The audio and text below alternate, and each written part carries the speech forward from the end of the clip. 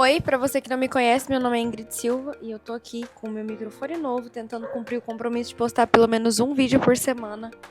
E todas as vezes que eu resolvo gravar, os meus cachorros querem latir. Fazer o quê, né? Vamos amar a natureza. O tema de hoje é muito simples, muito claro, muito direto, mas que se você parar para pensar, ele pode salvar a sua rotina. A gente vai começar com aquela clássica frase: não tenho tempo. Será que você não tem tempo ou será que você não tem uma rotina organizada? Pensando sobre isso, eu resolvi gravar esse vídeo para te explicar um pouquinho das métricas, que eu uso para medir o meu tempo e também do que eu tenho feito de diferente para ter mais tempo.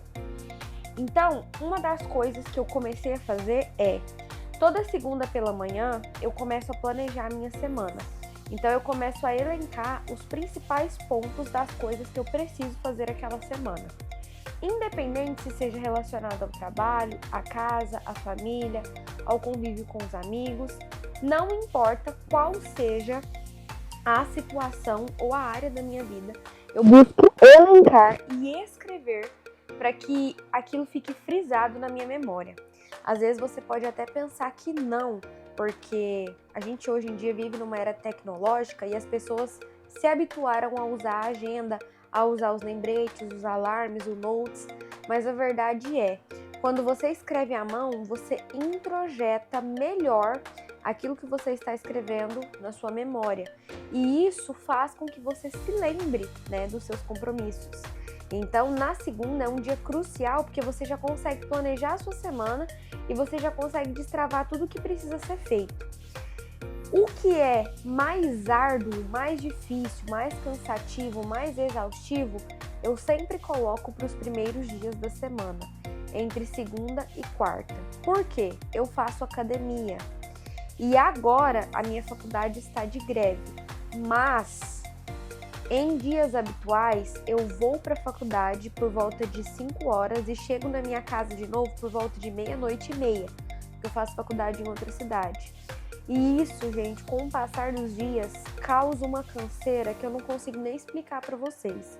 Então, o que eu busco fazer? Eu busco aproveitar para, já que eu vou ficar mais cansada para o fim da semana, eu deixo o fim da semana mais livre, para deixar as emergências e aquilo que eu não consegui fazer. Então, geralmente, eu começo a organizar minha casa no domingo, à tarde, à noite, E aí, eu termino na segunda, ou então na segunda eu dou aquela faxina. O meu trabalho, ele é um tanto flexível em questão de horário. Então, tem muita coisa que eu consigo fazer na modalidade home office. Na verdade, a maioria das coisas eu faço na modalidade home office. E são pequenas coisas que eu tenho que fazer de forma externa, saindo da minha casa. Então eu busco sempre alocar esses compromissos entre terça e quarta. Por quê? Porque aí eu tenho a segunda basicamente livre, tranquila, de boa, para poder organizar a minha casa e com isso já ficar com a mente mais tranquila para trabalhar. Então, isso é um ponto que eu acho chave na hora de organizar. Primeira dica: anotar tudo que se tem para fazer durante a semana, colocar aquilo que é mais difícil, mais chato ou que demora mais tempo entre segunda, terça e quarta, deixar de certa forma os compromissos mais leves, mais tranquilos e mais gostosos para perto do final de semana. Então eu já te dei 3 dicas aí que com certeza vão te ajudar muito.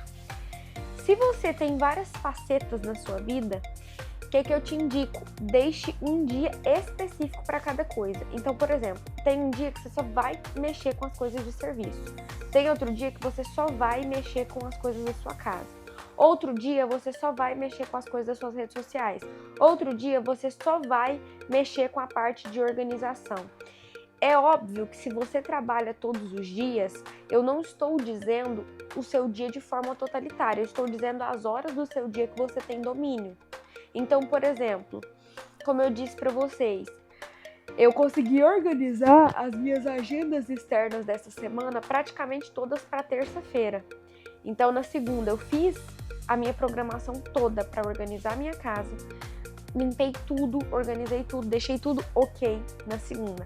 Na terça, fiz a agenda externa o dia todo.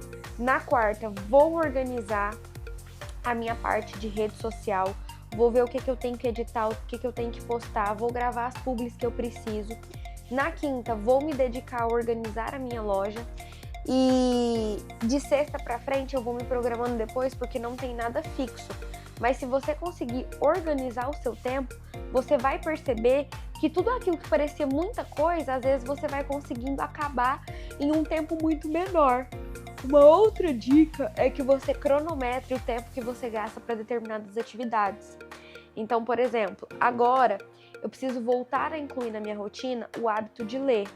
Eu acabei perdendo isso, mas eu perdi em virtude de usar o tempo que eu lia para outras coisas, né?